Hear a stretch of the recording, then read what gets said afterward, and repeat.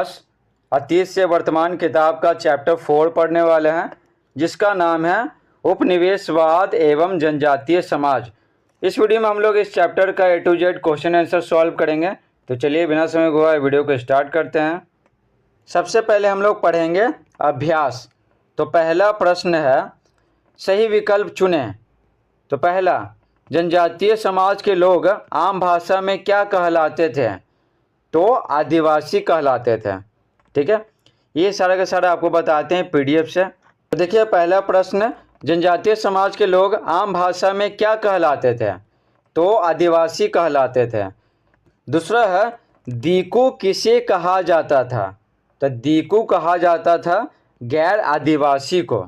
तीसरा सवाल है, बिरसा मुंडा किस क्षेत्र के निवासी थे? तो थे छोटा नागपुर के निवासी। गिरडालियों ने अंग्रेजी सरकार की दमनकारी कानूनों को नहीं मानने का भाव जनजातियों में जगाकर गांधी जी के किस आंदोलन से जनजातीय आंदोलन को जोड़ने का सफल प्रयास किया? तो ये होगा सविनय अवज्ञा आंदोलन। पांचवा सवाल, झारखंड राज्य किस राज्य के विभाजन के परिणाम स्वरूप बना था? तो ये तो बहुत आसान है, बिहार होगा। झारखंड बिहार से अलग हुआ था। दूसरा देखिए, निम्नलिखित के जोड़े बनाएं। तो देखिए यहाँ पर जादो नांग ये चलाए थे जेली यांग रांग आंदोलन। बिरसा मुंडा के कुल देवता का नाम था सिंह बोगा। कंध जाति कहाँ रहती थी? उड़ीसा में। टिकेंद्रजीत सिंह ये मणिपुर के हैं। और जतरा भगत ताना भगत आंदोलन चलाए थे। ठीक है, अब हम लोग पढ़ेंगे, आइए विचार करें। पहला प्रश्न है, 18वीं शताब्दी में जनजातीय समाज के लिए जंगल की क्या उपयोगिता थी? तो उत्तर लिखेंगे, 18वीं शताब्दी में जनजातीय समाज पूर्णतः जंगल पर निर्भर था। जंगलों से उनकी दैनिक ज़रूरतों की पूर्ति होती थी। दैनिक मतलब जो प्रतिदिन की ज़रूरत है, जैसे में जलावन और घर निर्माण के लिए लकड़ियाँ, भोजन के लिए कंदमूल, शहद या जड़ी बूटियाँ, पशुओं के लिए चारा आदि, ये सब के सब है ना जंगल से प्राप्त होता था। इस प्रकार से जनजातीय समाज पूर्णतः जंगल पर निर्भर था। दूसरा सवाल है, आदिवासी खेती के लिए किन तरीकों को अपनाते थे? तो उत्तर लिखेंगे, आदिवासी जंगलों को साफ कर समतल भूमि पर हल से खेती करते थे। ठीक है, किसको साफ कर? जंगलों को साफ कर। लेकिन पहाड़ी क्षेत्रों में वे झूम खेती करते थे। इसमें वे जंगल के किसी भाग को जलाकर 2-3 वर्षों तक खेती करते थे और उर्वरा शक्ति समाप्त होने पर कहीं और यही प्रक्रिया करते थे। ठीक है, 2-3 साल तक खेती किए और फिर से कहीं और जंगल में जला देंगे, फिर से वहाँ खेती करेंगे और यहाँ पर क्या करेंगे, जो जहाँ पहले से कर रहे थे तो इसको छोड़ देंगे तो यहाँ भी पेड़ पौधा उगने लगेगा। ठीक है, तो यही प्रक्रिया ये दोहराते रहते थे। तीसरा सवाल है, गैर आदिवासियों एवं अंग्रेजों के प्रति आदिवासियों का विरोध क्यों हुआ?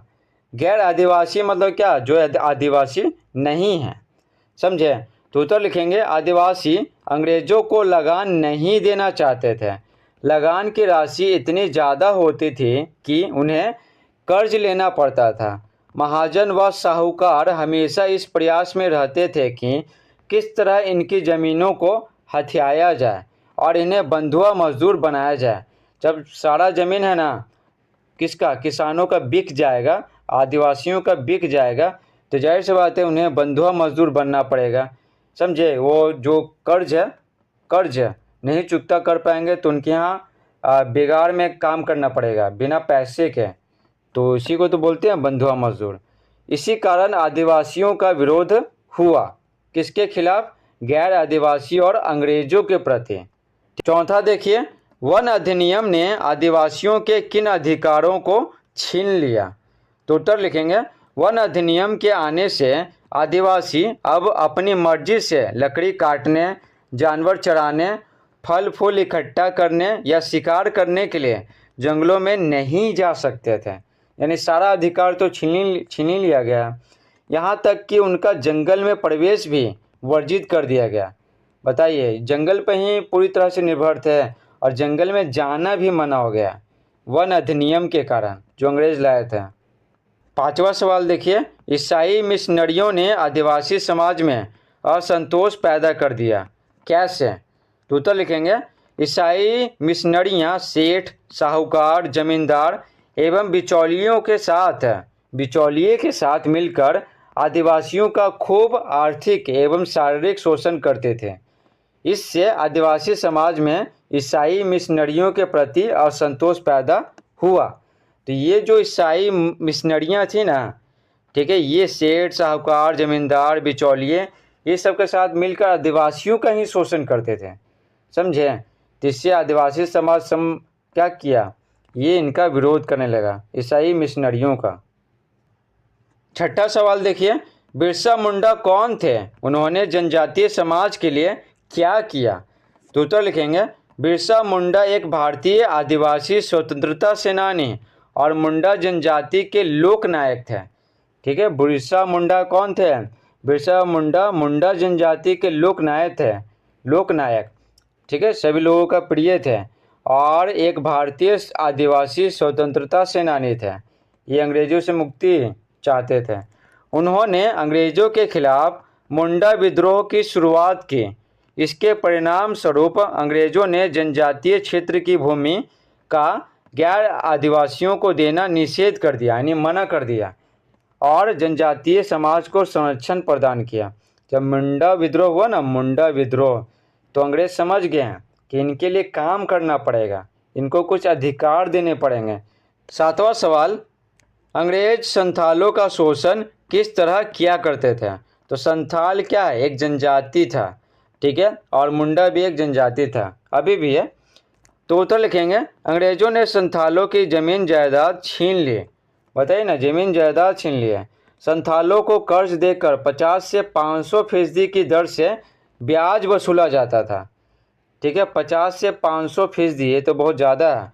संथालों से बेगारे भी कराते थे। जब वो कर्जा नहीं ना चुका पाते थे संथाल, तो उनसे बेगारी करवाते थे। बेगारी मतलब क्या है? बिना पगार के काम कराना। आदिवासियों को जंगलों का उपयोग करने से वंचित कर दिया गया। बताइए ना, अंग्रेज है ना, संथालों को मना कर दिया कि नहीं, तुम सब जंगल में नहीं जाओगे, जंगल में नहीं जाएंगे तो इनको भोजन, लकड़ियाँ, ये सब कहाँ से प्राप्त होगा? जादो नांग कौन था? उसकी उपलब्धियों के विषय में बताइए। जादो नांग, तो उत्तर लिखेंगे, जादो नांग मणिपुर के रांगमेई नामक नागा जनजाति का नेता था। ठीक है, नागा जनजाति का नेता था, और कहाँ? मणिपुर में। उसके नेतृत्व में 1920 में जनजातीय लोगों ने अंग्रेजों एवं गैर आदिवासियों को बाहर खदेड़ने के लिए विद्रोह किया। ठीक है, 1920 में। यह आंदोलन गांधी जी के सविनय अवज्ञा आंदोलन के साथ जुड़ गया। ठीक है, बाद में जुड़ गया था। 9वां प्रश्न है, जनजातीय विद्रोह में महिलाओं की भूमिका का वर्णन करें। तो महिलाएं भी बढ़ चढ़ कर भाग ले रही थी जनजातीय विद्रोह में, वही वर्णन करना है। तो उत्तर लिखेंगे, जनजातीय महिलाएं सैनिक कार्रवाई करने से लेकर विद्रोह का नेतृत्व करने तक के कार्य में पुरुषों का साथ देती थी। तो बताइए, सैनिक कार्रवाई भी करते थे, सेना में भी रहते थे और विद्रोह का नेतृत्व भी करते थे, और तो पुरुषों का बहुत ही मदद हो जाता था। संथाल विद्रोह में राधा और हीरा ने गरासा, कुल्हाड़ी और लाठी का प्रयोग किया, समझे? वो अंग्रेज से लड़े। संथाल विद्रोह में कौन? राधा और हीरा, ये महिला का नाम है। मुंडा विद्रोह के समय साली और चंपी ने सैन्य संगठन कर बिरसा का साथ दिया था, बिरसा मुंडा। तो यहाँ भी महिलाएं आ गई, कौन? साली और चंपी। 10वां सवाल है, जनजातीय समाज की महिलाओं का घरेलू उद्योग क्या था? तो उत्तर लिखेंगे, जनजातीय समाज की महिलाएं घरों में चटाई बनाने, बुनाई करने एवं वस्त्र बनाने का काम करती थीं। वे रेशम और लाख के कीड़े पालते हैं। ठीक है, रेशम और लाख के कीड़े पालते हैं, बाद में उसे बाहर के व्यापारियों को बेच देते थे, तो जो पैसा मिला उसी से गुजर बसर करते थे। इस प्रकार से पूरा चैप्टर समाप्त होता है। I hope